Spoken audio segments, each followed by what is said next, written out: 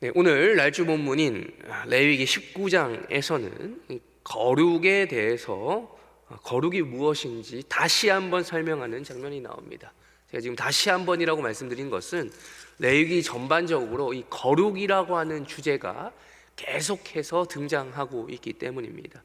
레위기의 주요 주제, 물론 우리가 겉으로 볼 수 있는 이 레위기에서 가장 도드라지고 두드러진 이런 내용은 제사법이라고 할 수 있겠지만, 제사법의 그 목적이 어디를 향하고 있겠습니까? 제사를 왜 드립니까?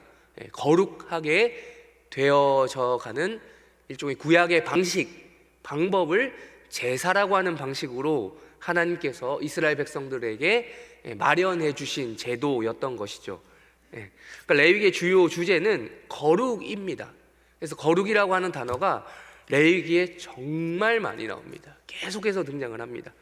근데 이제 우리가 19장 정도에 이르게 되면 이제 중반부를 넘어선 거죠. 거의 중반에 넘어서게 된 것인데, 그러니까 초반부에는 이 거룩이라고 하는 주제가 앞부분에 우리가 지금 이미 많이 지나왔습니다만, 앞부분을 보시면 제물이 거룩하다. 하나님 앞에 바칠 그 제물이 제사가 되는, 제사를 드려지는 그 제물, 양이나 소나 이런 것들이 거룩하다라고 이야기를 하시고요. 두 번째로 그 제물을 먹으면 거룩하게 된다. 제물이 거룩하기 때문에 그 제물을 먹으면 거룩하게 된다라는 이야기를 하고, 그 제물을 먹게 되는 첫 번째 대상이 누굽니까? 제물을 누가 가장 먼저 먹습니까? 제사장이 먼저 먹습니다. 제사장이 제사를 집전하기 위해서, 제사장도 거룩하지 않은 인간이기 때문에, 그도 죄인이기 때문에 그도 제물을 먹어야만 했습니다. 그래서 제사장이 제물을 먹었기 때문에 거룩하다. 이어서 백성들도 그 제물을 먹는 자들은 거룩하게 된다라는 말씀이 레위기 초반부부터 쭉 이어집니다. 그런 이제 거룩에 대한 이야기가 계속해서 나오게 되는데, 중반부에 이르게 되면 이제 좀 더 확장이 되죠. 이 거룩에 대한 개념이 확장이 돼. 어떤 식으로 확장이 되냐면, 우리가 오늘 좀 찾지는 않겠습니다만 레위기 11장에 보면 아주 유명한 말씀이 나옵니다. 내가 거룩하니 너희도 거룩하라라고 하는 그 말씀이 나옵니다.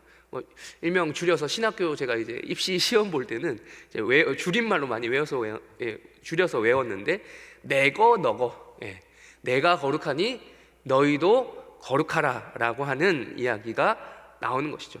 그럼 여기서 한번 다시 원론적으로 질문해 볼 필요가 있습니다. 과연 거룩이란 무엇인가? 거룩하다는 것은 우리 교단에서는 이제 이번 주를 이제 고난 주간으로 지키죠.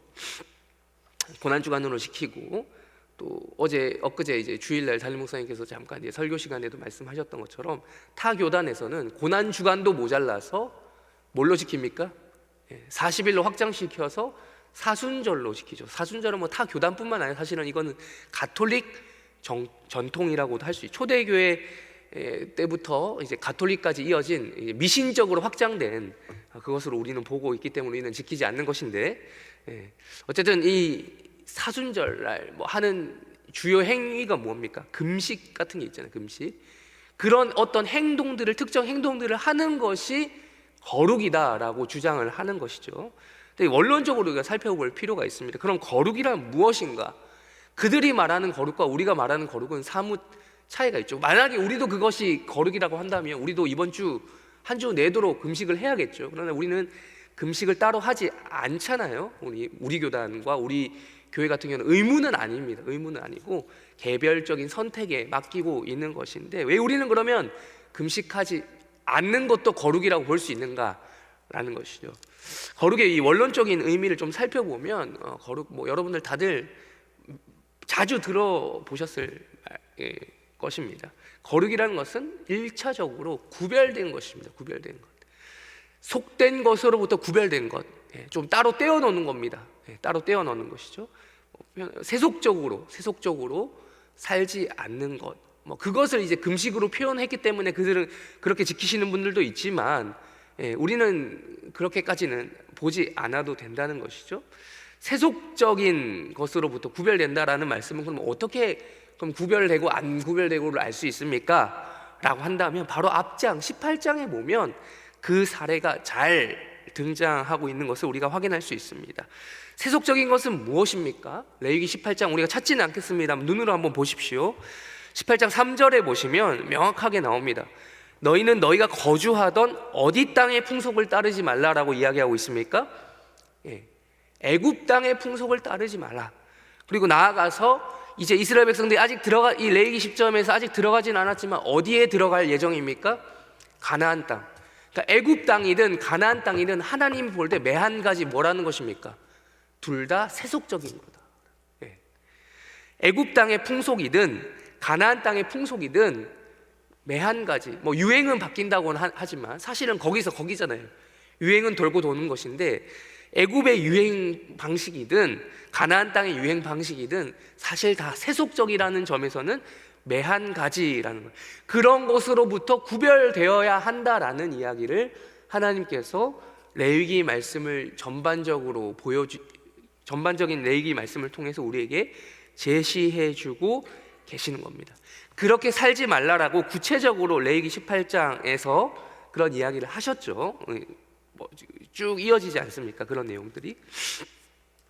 그런 것으로부터 구별되는 것이 거룩이다. 그렇게 살지 말라. 세상 사람들이 살아가는 그 방식 그대로 살아가지 말라라고 하는 것이 바로 이 거룩, 구별됨에 대해서 말씀을 해주셨던 것이고, 오늘 19장 말씀으로 들어와서 이어서 11장에서 말씀하셨던 내거 너거를 다시 한번 똑같이 말씀하시는 겁니다. 우리 19장 2절도 한번 다시 한번 읽어보겠습니다. 시작. 너는 이스라엘 자손의 온 회중에게 이르라. 너희는 거룩하라. 이는 나 여호와 너희 하나님이 거룩함이다. 순서만 바뀌어서 똑같이 말씀하시는 거예요. 레위기 11장에서는 내가 거룩하니 너희도 거룩하라. 똑같습니다. 여기서는 19장 2절에서는 나거 너거에서 나 여호와 하나님이 거룩하니 너희도 거룩하라. 근데 이제 순서가 바뀌었죠. 너희는 거룩하라. 왜? 나 여호와 하나님이 거룩하기 때문에 라고 앞뒤만 바꿔서 이야기했지 똑같은 말씀을 해주고 계신 겁니다. 근데 여기서 좀 이어서 봐야 될 좀 주목할 만한 부분이 바로 3절 4절입니다. 거룩하다라고 말씀을 하신 다음에 이어지는, 거룩하다라는 말도 한번 뒤집어서 말씀하셨죠. 너희는 거룩하라. 왜? 너희 하나님이 거룩하기 때문에 라고 말씀하신 것처럼, 앞뒤를 바꾸신 것처럼 3절 4절에서도 보시면 뭔가 앞뒤가 바뀌어 있는 것을 우리가 확인할 수 있습니다. 우리 3절 먼저 한번 읽겠습니다. 시작. 너희 안식일을 지키라. 나는 너희의 하나님 여호와니라. 뭐가 좀 바뀌었죠? 뭐가 바뀌었습니까? 여러분들 잘 아시는 10계명의 내용, 뭐가 먼저입니까?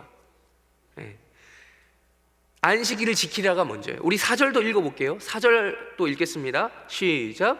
너희는 향하지 말며 너희를 위하여 신상들을 부어 만들지 말라. 나는 너희의 하나님 여호와.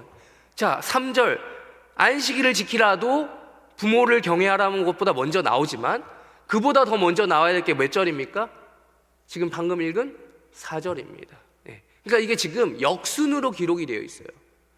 내가 거룩하니 너희도 거룩하라가 바뀌어 있는 것처럼 지금 뭔가 거꾸로 돌아가고 있어요. 거꾸로. 부모를 경외하라가 가장 먼저 나오고 그 다음이 안식일을 지키라, 안식일 준수법을 다시 한번 말씀하시고, 그보다 더 원래 먼저 나와야 됐을 우상 숭배하지 말라, 10계명 제 1, 2계명 아닙니까? 그 계명이 가장 마지막에, 즉 역순으로 등장을 하고 있습니다. 이것을 통해서 우리가 알 수 있는 것은 지금 하나님이 뭔가 거꾸로 잘못 착각하셨다가 아니라 일부러 의도적으로 지금 거꾸로 말씀하고 계시는구나. 왜? 거룩의 실제가 무엇인지 이야기해 주고 계십니다.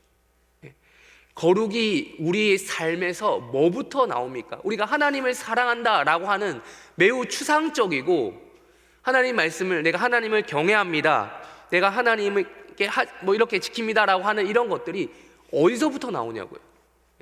바로 사람을 향한 계명부터 시작이 된다라는 그런 실제적인 의도에서 하나님께서 먼저 이야기하죠. 그러니까 우리가 하나님을 섬깁니다. 하나님을 경외합니다. 우상 숭배하지 않겠습니다. 안식일 잘 그게 안식일 준수로 나오는 것이고, 안식일 지키는 거 보면 그 사람이 하나님 경외하는지 안 하는지 알 수 있다는 거예요. 주일도 안 지키면서 저 사람이 나는 하나님 경외합니다라고 말하는 사람 보면 우리는 어떻게 생각합니까? 아, 저 사람 참 위선적이다라고 판단할 수 있지 않겠습니까? 또 나아가서 부모를 경외하지도 않으면서 눈에 보이는 질서인 자기의 윗사람이라고 했으면 가장 첫 번째, 부모도 경외하지 않으면서 하나님을 경외한다라고 하는 것은 어불성설이라는 말씀이라는 거예요. 예.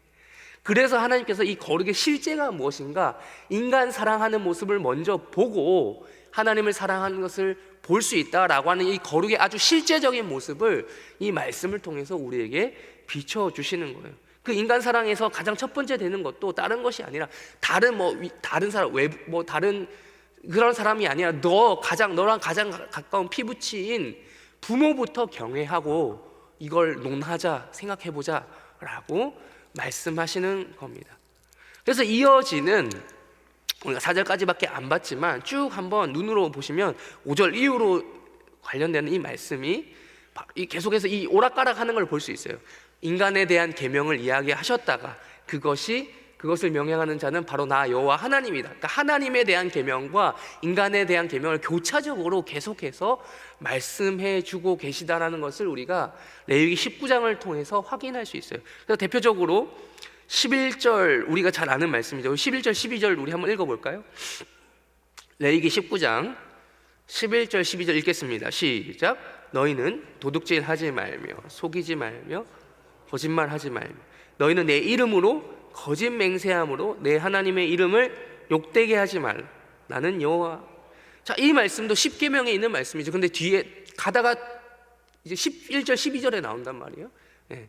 근데 이 말씀이 누구와 관련된 말씀입니까? 인간과 관련된 계명이다라는 거예요. 근데 이어지는 12절에서 보시면 도둑질 하지 말고 속이지 말고 거짓말 하지 말라, 그리고 거짓 맹세하지 말라, 이게 다 뭐와 연결되어 있다는 거예요? 하나님의 이름과. 바꿔 말하면 부모 이름, 너희의 참 부모인 나 여호와 하나님의 이름을 욕되게 하지 말라. 여러분, 우리가 이제 나이를 어느 정도 먹고 나면 행동거지를 좀 더 조심하게 되는 이유가 뭡니까? 나만 욕먹는 게 아니라 누구도 욕먹을 수 있다는 겁니까? 우리의 부모도. 사람들은 그래요. 그렇게 저도 이제 제 아이가 이제 점점 자라면서 행동거지를 주의를 자꾸 주게 돼요. 그게 그 아이가 바르게 자라기를 원해서 그 아이 인격을 위해서도 참 필요한 말이지만 사실은 나 때문에 그래요. 제가 욕먹는 게 아니라 내가 욕먹을 수 있겠다라는 것 때문에 아이를 더욱더 훈계하게 되고, 근데 그렇게 또 훈계한 대로 다 되는 건 아니지만 그런 식으로 이제 하게 되더라고요. 마찬가지로 우리가 이런 도둑질하고 속이고 거짓말하고 거짓맹세하고 하면은 누가 욕먹는 것입니까? 우리가 믿는 하나님이 욕먹는 거예요. 우리를 가르친 부모가 욕먹는 것처럼 우리의 하나님이 욕을 먹을 수 있다라고. 그러니까 자꾸 이 하나님에 대한 계명과 사람에 대한 계명이 교차적으로 이제 적용이 될 수 있다라는 것을 우리가 거룩의 실제라는 측면에서 확인해 볼 수 있다라는 것입니다. 그래서 우리는 무엇부터 해야겠습니까? 우리 17절과 18절 한번 읽겠습니다. 아주 유명한 말씀이 또 나오죠. 17절 18절 말씀 읽겠습니다. 시작. 너는 내 형제를 마음으로 미워하지 말, 내 이웃을 반드시 견책하라. 그러면 내가 그에 대하여 죄를 담당하지 아니하리라. 원수를 갚지 말며 동포를 원망하지 말며 내 이웃 사랑하기를 지 사랑하라. 나는 여호와니라. 자, 예수님께서 대표적으로 이 율법을 핵심적으로 요약해 주시면서 첫 번째로 누구를 사랑하라? 하나님을 사랑하라. 두 번째로 누구를 사랑하라? 이웃을 사랑하라 라고 하신 것에 다 요약이 되어 있다라고 말씀하실 때 언급하신 이웃 사랑에 대한 계명이 바로 19장 17절 18절을 말씀하는 겁니다. 그러니까 이 레위기 19장 이 말씀은 아주 중요한 말씀이겠죠. 이웃을 사랑하라라고 할 때 뭘 하지 말라? 17절에 소극적으로 마음으로도 미워하지 말라. 예수님만 그 말씀하신 게 아니에요. 마음으로 짓는 죄를 예수님만 말씀하신 게 아니라 이미 하나님께서도, 구약의 성부 하나님께서도 형제를 마음으로 미워하지 말며라고 하는 말씀을 하신 거죠. 그래서 내 이웃을, 근데 재밌는 것도 이웃을 반드시 견책하라라고. 이웃을 책망하는 것도 사랑의 일부가 될 수 있다. 그러니까 잘못을 하고 있는데도 가만히 보고 있으면 그거는 방관이라는 거예요. 방임이라는 거죠. 물론 이것이 일방적인 질책이 되어서는 안 되겠지만 견책과 질책은 다르잖아요. 정말 사랑하는 마음에서 임자 그렇게 살지 마, 살면 안 돼 라고 하는 이런 사랑이 담긴 견책이 필요한 거겠죠. 그러지 않으면 그에 대하여 죄를 내가 담당하게 된다라고 말씀하고 있는 것이고, 이건 아주 소극적인 것이며, 나아가서 뭐라고 이야기합니까? 원수를 갚지 말며 동포를 원망하지 말며 내 이웃을 사랑하기를 누구처럼 하라? 내 자신과 같이 하라. 이것을 명령한 분이 누구다? 여호와 하나님이다 라고 하는 말씀을 이야기하고요. 그 유명한 이웃 사랑에 대한 계명이 바로 여기 등장하고 있다라는 것입니다. 그러니까 우리가 이제 거룩에 대해서 얘기할 때 내가 이번 한 주 고난 주간이니까 거룩하게 살아야겠다, 거창하게 하나님의 영광을 위해서 이것저것 해야겠다라는 좀 이런 마음을 좀 주의 깊게 살펴보아야 될 필요가 있어요. 어쩌면 우리는 거룩이 막 거창한 것이라기보다는, 아주 적극적으로 내가 뭔가 해야 되겠다라기보다는 첫 번째로 우리의 부모의 이름을 욕먹지 않는다라고 하는 아주 소극적인 것부터 우리의 삶에서 적용해 보아야 할 것입니다. 그럼 물론 그 부모의 정점에는 우리의 하나님의 이름이 달려 있는 것이죠. 우리 오늘 나아가서 또 다른 날주 본문 하나만 더 찾아보도록 하겠습니다. 디모데전서 4장 말씀입니다. 죄송합니다. 디모데전서 4장 1절부터 5절까지 말씀인데, 우리 먼저 1절부터 3절까지 읽겠습니다. 먼저 1절부터 3절까지 읽겠습니다. 시작. 그러나 성령이 밝히 말씀하시기를 후일에 어떤 사람들이 믿음에서 떠나 미혹하는 영과 귀신의 가르침을 따르리라 하셨으니 자기 양심이 화인을 맞아서 외식함으로 거짓말하는 자들이라. 혼인을 금하고 어떤 음식물을 먹지 말라고 할 터이나 음식물은 하나님이 지으신 바니 믿는 자들과 진리를 아는 자들이 감사함으로 받을 것이니라. 아멘. 그러나 우리가 아까 앞에서 말씀을 나누었던 레위기 말씀에선 이러한 것들이 거룩이다라고 했는데, 그러나라고 하는 현상이 우리와 우리 주변에 얼마든지 있을 수 있다. 그러나 성령께서 말씀하십니다. 지금입니다. 후일은 나중 일이 아니라 지금이에요. 종말론적으로 봤을 때 종말이 언제입니까? 지금이 종말이죠. 종말. 예수님이 승천하시고 재림하시기까지 사이의 기간을 종말이라고 부르는 것처럼 지금이 후일입니다. 지금 어떤 사람들이 뭐라고 얘기합니까? 지금 우리 주변과 우리에서 어떤 일들이 있을 수 있습니까? 믿음에서 떠나 미혹하는 영과 귀신의 가르침을 따르라 라고 한다는 일들이 있다는 거예요. 근데 이런 것들이 여러분, 대놓고 믿음에서 떠나라, 대놓고 내가 너를 꼬실 거야, 미혹할 거야, 귀신의 가르침 내가 가르칠게, 너 받아들여, 이런 식으로 하지 않는다라는 거예요. 미혹이 뭡니까? 말 그대로 속이는 겁니다. 알고도 당하는 거예요. 알고도. 자, 어떻게 당합니까? 자, 2절. 자기 양심이 화인을 맞아서 외식함으로써 거짓말하는 일들이 있다. 그 외식의 내용이 뭔지 3절에 나오죠. 우리 3절 읽었지만 다시 한번 읽어볼까요? 시작. 혼인을 금하고 어떤 음식물은 먹지 말라고 할 터이나 음식물은 하나님이 지으신 바니 믿는 자들과 진리라는 자들이 감사함으로 받. 대표적으로 그 외식하는 자들의 두 가지 주장이 나옵니다. 일명 금욕주의자들, 그때 당시 유행하던, 바울 당시에 유행하던 금욕주의자들에 대한 이야기인데, 이들은 어떻게 이야기했나요? 그러니까 이게 원래 기독교 밖에 있던 것들입니다. 흔히 말하는 참선을 해서, 불교식으로 얘기하면 참선을, 돌을 닦아서 참선에 이르면 이러한 것들을 얻을 수 있다, 종교적인 유익을 얻을 수 있다라고 주장하는 자들이죠. 그런 것들이 원래 기독교 밖에 있었던 것들인데, 기독교 안에도 뭔가 기독교 비스무리한 그런 것들을 흐름을 타고 들어온 것이죠. 첫 번째로 뭘 금합니까? 혼인을 금하고, 결혼 제도 자체를 부정하는 것입니다.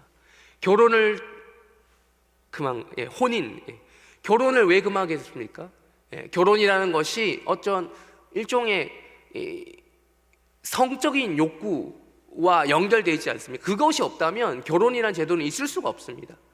근데 하나님께서는 그러한 성적인 욕구를 활용하셔서, 인간에게는 그런 욕구를 활용하셔서 결혼 제도라고 하는 아주 거룩한 것으로 삼으셨다는 거죠. 하나님이 그렇게 만드신 제도를, 혼인 제도를 부정하는 자들이 있다라는 겁니다. 결혼 제도를 부정하는. 근데 이게 뭐까지 연결됩니까? 아까 제가 레위기에서 잠깐 말씀드렸지만, 이 결혼 제도를 부정하게 되면 모두 어떤 제도 또한 인정되지 않습니까? 어떤 제도 또한 이어지지 않게 됩니까? 끊어지게 됩니까? 무슨 관계? 부모 자식 관계도 부정하게 되는 거예요. 결혼이 없으면 뭐도 없어요. 부모와 자식도 없는 겁니다. 그래서 요즘에 뭐 여러 가지 부정적 사례가 있지 않습니까? 동성애나 동성 부부들이 아이들을 입양을 하는데, 동성 부부들이 입양을 하는 제도가 있어요. 실제로 외국 같은 경우. 그래서 그 아이들 입양하게 되면 그 아이는 어떻게 됩니까? 왜곡된 가정에서 크게 되는 거예요. 결혼 제도 자체가 이상하게 왜곡이 되면 이런 식으로 부정적 사례가 계속해서 등장. 부모 자식 관계조차 뒤틀려지는 겁니다. 그러니까 부모 공경이라는 게 있겠습니까? 질서 자체가 파괴되는 거 아닙니까? 혼인 제도를 금한다는 것 자체가 이 세상에 주어진 그 하나님께서 허락하신 이 질서를 흐트리는 행동입니다. 모든 관계가 어그러지고 해체가 되는 것입니다. 혼인을 금하는 자들이 있었습니다. 그때부터 이미. 두 번째, 뭐가 있습니까? 어떤 음식물은 먹지 말라. 먹는 것. 근데 이러한 것들을 먹지 말라. 아주 대표적인 게, 아까 제가 며칠 전에 담임 목사님 설교하셨던 부분도 언급했지만, 사순절 같은 경우, 여러분 그 사순절이 뭘 먹지 못하게 하는지 아십니까? 뭐 많은 음식물을 금식하라고는 하지만 특별히 정해진 규정이 있습니다. 고기를 먹지 못하게 합니다. 중세 가톨릭 때 특별히 고기를 먹지 못하게 해서 종교개혁의 발단이 되기도 했습니다. 고기를 먹지 못하게 했어요. 그래서 고기 먹기 전에, 사순절 들어가기 전에 고기를 마음껏 먹을 수 있도록 한 행사가 카니발이라고 하는 행사입니다. 그게 지금도 유럽 사회나 그런 영향에 있는 그런 게 있죠. 근데 이러한 것들을 먹지 못하게 한다고 해서 이 사람들이 먹지 않습니까? 아니에요. 다 고기는 아니더라도 다른 것을 더 취하게 되는 일들이 있습니다. 아주 그래서 유명한 것이, 그래서 맥주 있죠. 맥주가 그래서 수도원 중심으로 중세 가톨릭에서 유행하게 된 겁니다. 맥주 문화는 다 거기서 나온 겁니다. 고기를 안 먹는데 술은 마시는 거예요. 술은 마음껏. 이런 일들이 아주 왜곡적인 형태로 드러나게 되었다라는 겁니다. 그러니까 그래서 바울이 이렇게 이야기하지 않습니까? 이미 예고하지 않습니까? 음식물이든 혼인이든 다 하나님이 뭐 한 거라고요? 3절에서 지으신 바다. 그래서 하나님이 지으신 거니 믿는 자들과 진리를 아는 자들이 뭘 어떻게 받으면 된다? 감사함으로 받으면 된다라고 이야기하고 있습니다. 우리 마지막으로 4절 한번 읽을까요? 4절과 5절 읽을까요? 읽겠습니다. 시작. 하나님께서 지으신 모든 것이 선함에 감사함으로 받으면 버릴 것이 없나니 하나님의 말씀과 기도로 거룩하여 짐이라. 아멘. 무엇으로 거룩하여진다고요? 하나님의 말씀과 기도로 거룩하여 이미 졌기 때문에 우리는 어떻게 하면 된다고요? 4절에서 말씀하는 것처럼 감사함으로 받으면 되는 것입니다. 오늘 하루 우리의 삶의 영역에서부터 이러한 말씀을 실천하시기 바랍니다. 실천을 하되 크게 거창하게 실천할 그런 마음, 내가 고난 주간이니 내가 어떻게 고난에 좀 더 뭔가 이런 동참을 해서 내가 뭔가 거룩이 이루어지는 것처럼 생각하지 마시고 작은 영역부터 가자는 거예요. 아까 레위기의 말씀을 통해서 말씀드렸죠. 그 조건이 무엇이었습니까? 우리의 거룩은 제물 대신 예수 그리스도를 믿음으로, 제물을 먹어서가 표현하자면, 우리 성찬식 했죠. 먹는다는 게 뭡니까? 내가 예수를 믿는다는 거잖아요. 먹어서 가능하게 된 거예요. 내가 거룩해서가 아니라 먹어서 가능하게 됐다고요. 믿어서. 그리고 내가 거룩하니 너희도 거룩하다라고 말씀을 주신 게 뭡니까? 거룩이 내 것입니까? 인간 겁니까? 그게 아니라 하나님 건데 내 거가 되었다. 인간 거가 되었다. 이러한 조건 속에서 우리가 거룩을 생각을 해야 된다는 거죠. 그러니까 거창하기보다는 소극적인 영역, 아까 부모를 경외하는 것부터 시작하라라고 했는데 그것부터 그것부터 우리의 거룩이 출발되어져야 한다. 이러한 거룩이 우리의 오늘 하루의 삶에서 실천되기를 주님의 이름으로 축원합니다. 그래서 우리가 이 거룩을 이야기할 때 다른 사람을 막 다른 사람 거 나는 이렇게 사니 너도 이렇게 살아라 막 이렇게 괴롭게 하는 방식, 그것이 종교적인 방식이든 규칙을 얘기하는 것이든 어떤 기타 규칙을 이야기하는 방식으로 가지 마시고 하나님의 영광에 위해서 산다라고 결심하는 그 순간이 어쩌면 가장 위험할 수 있는 거죠. 자신도 올가매고 남도 올가매고 심지어 하나님의 율법까지 올가매는 그런 방식이 될 수 있다는 겁니다. 그러니 우리가 하나님의 말씀과 기도로 거룩하여졌다. 이미 예수 그리스도가 나를 위해 보혈을 흘렸다라는 것을 기억하시면서 하나님 그 말씀을 우리가 기억하며 또 기도 또한, 여러분 기도 또한 오해하시면 안 됩니다. 기도 또한 종교적인 의무로서 내가 막 기도를 해야지만 이런 것이 아니라 감사함으로 받기 때문에 내가 기도의 자리에 나올 수 있는 겁니다. 그런 기도가 이 시간 이 새벽에 여러분들 가운데 있기를 주님의 이름으로 축원합니다. 이런 거룩이 우리의 삶 가운데서 오늘 하루 주님의 거룩하심이 내게 되었구나 라는 의미에서 우리 모든 삶이, 오늘 하루 출발되는 모든 삶이, 나아가 우리의 모두의 평생의 삶이 거룩함으로 이루어지고 또 그것이 감사함으로 받아지는 놀라운 하루가 되시길 주님의 이름으로 축원합니다. 우리 다 같이 주기도문으로 기도하시고 각자 개인기도 제목 가지고 기도하시다가 때가 되면 돌아가시기 바랍니다. 하늘에 계신 우리 아버지여, 이름이 거룩히 여기를 받으시오며 나라의 마옵시며 뜻이 하늘에서 이루어진 것 같이 시이다. 오늘날 우리에게 용할 양식을 주옵시고 우리가 우리에게 죄 지은 자를 사하여 준 것 같이 우리 죄를 사하여 주옵시고 우리를 시험에 들게 하지 마옵시고 다만 악에서 구하옵소서. 대개 나라와 권세와 영광이 아버지께 영원히 있사옵나이다. 아멘.